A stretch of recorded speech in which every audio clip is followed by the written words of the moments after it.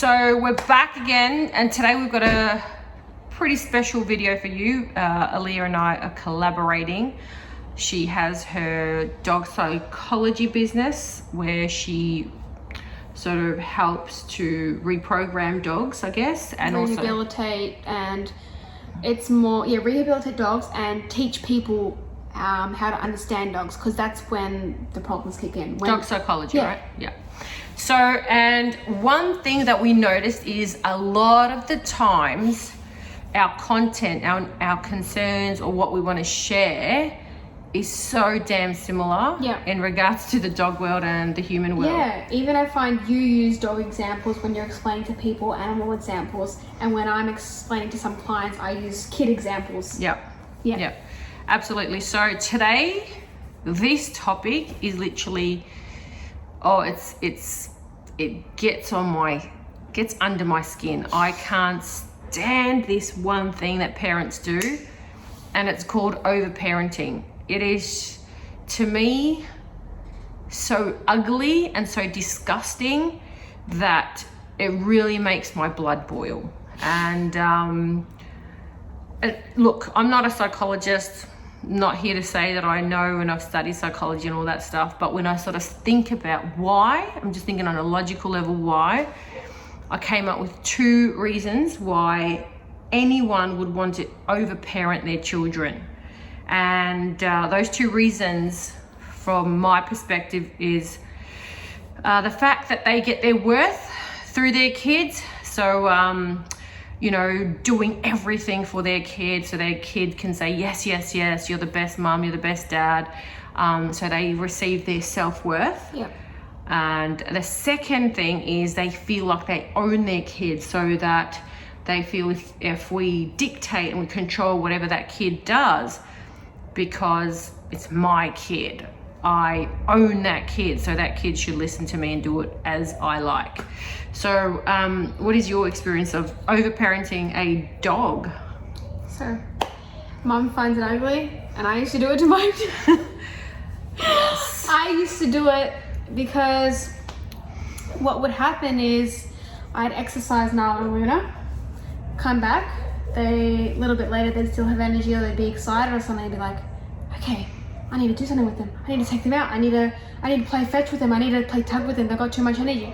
And what happened was, the problem with that is they lose the sense to just be still. They need you constantly, and because you're overstimulating them, they constantly require attention. So the same way when a parent underparents, the child needs attention, the same way if you overstimulate a kid or a dog or whatever, they also require a lot of attention because they get used to it, as opposed to finding that balance where the kid's like, okay, my mom spent enough time with me, I'm happy on my own now. I have that independence now to be myself, be who I am, be a dog, be a kid, whatever you want to do. And what I feel too, like with regards to overparenting, most of the times you're trying to create a perfect outside situation. Yes. So you're not too concerned about the child having to develop itself, grow, expand. Rather, I'm going to control whatever I can so that this kid does not feel discomfort. Yeah. And most of those kids turn out to be really narcissistic. Yeah. They actually don't develop the confidence. They don't know how to adapt. They have that mentality of they expect attention everywhere they go as well. And the same thing happens for a dog. So if you give a kid or a dog attention constantly, whenever they go somewhere, like you said, narcissistic behaviors, they expect to be the center of attention wherever they go. Because even a dog, if every single time a person's walking through the door, they get pet or whatever, they're going to expect that from every single person that you walk down the street. The same way with a kid, they go to a house and they feel like, oh, I'm bored. Someone play with me, someone hang out with me. Same thing. Yeah, absolutely. And I think what it does, you're actually hindering that child's growth. Yeah. Because most of the times, if you're trying to fix everything for them, if you're going to try and be the perfect mother-father situation, then that kid never has to actually do much. you know, in the sense of, okay, everything's going to be done for me, everything's going to be given to me. So where's the stimulation?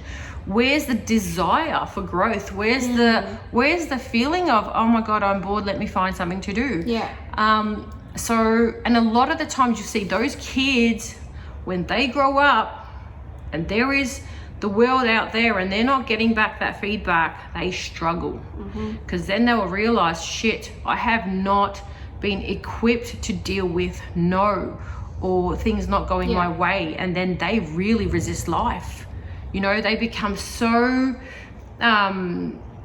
you know, angry, and they become bitter, and some of them lose themselves because they just do not know how to deal with life. And it's really sad, because by the time they realize, they're grown, you know, but they haven't developed these skills. So it's one thing I can't stand over parenting. I do it with Zarava. You know, like, say I've had a really busy day, and, you know, he's eaten and he's done whatever, but later on he's hungry or he wants to do something.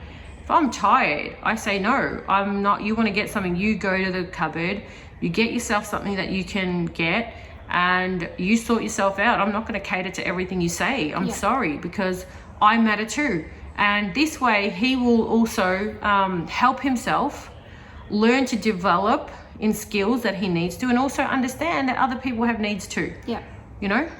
I feel like what happened with me is I felt guilt. I would be like, oh no, I need to do something with them because they're not happy. If they've got energy, they're not happy. They're not satisfied. They're still got energy. And what happened was the change happened when I realized I wasn't helping them. I was crippling them. Because they just needed to be left alone. Left alone, to just be alone. That's all it is. Just be alone. Even as humans, we shouldn't have constant stimulation either. And no one needs that. It's when you get used to that, okay, I need something, that's when there forms a problem. Absolutely. So that's what changed my mindset, when I'm like, I'm not helping them, I'm crippling them. And most of the times, as a parent, all you need to do is just sort of be their support, right? Just give them the knowing and feeling and the understanding that you're there to support them and you're there for them. But you don't always have to fix something. You don't always have to get involved. You don't need to know the intricate details of what they're doing and how you can control it, and, you know, are they listening to you and exactly how you want it. All kids want really is that they know they've got a space to come back to. Right? Let them bloody learn themselves. Let them experience life through their own perception and mistakes. Failure is fucking okay. Honestly, like, do you know how many times I've failed? I'm cool with it. I'm very cool with it now. Gives me more courage and strength, and it sets me free. I'm not having to, you know, worry about this and not doing it right and all that stuff. And I want to set that example for my kids, and I truly want them to learn and grow in their own individual way. So I do believe that over-parenting, people think that, you know, under-parenting is not good, but as Aliyah, you mentioned, over-parenting is just as damaging. It's the same effects. And I feel like a really good indicator of whether you are over-parenting or not is the energy you have left of the day. So I noticed is when I was over-parenting Nala and Luna, I was left with nothing for myself. I had no time for myself. Didn't even want to just like watch a movie. I was like, I'm going to bed. I'm too tired. Like, I didn't even have the mental capacity to watch a movie. That is a brilliant point, actually, that you do actually self-check at the end of the night and go, shit, am I drained? Man, and yes, I used to feel like that sometimes, you know, until I realized, no, I'm doing me as well. I'm going to look after myself. So that's a massive point.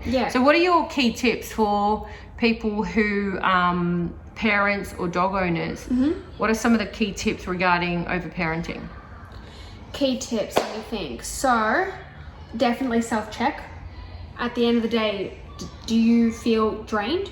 Do you feel like you have no energy for yourself? Do you feel like you are constantly having to bend over backwards, jump through hoops for this kid or this dog? Like, I have to make everything comfortable.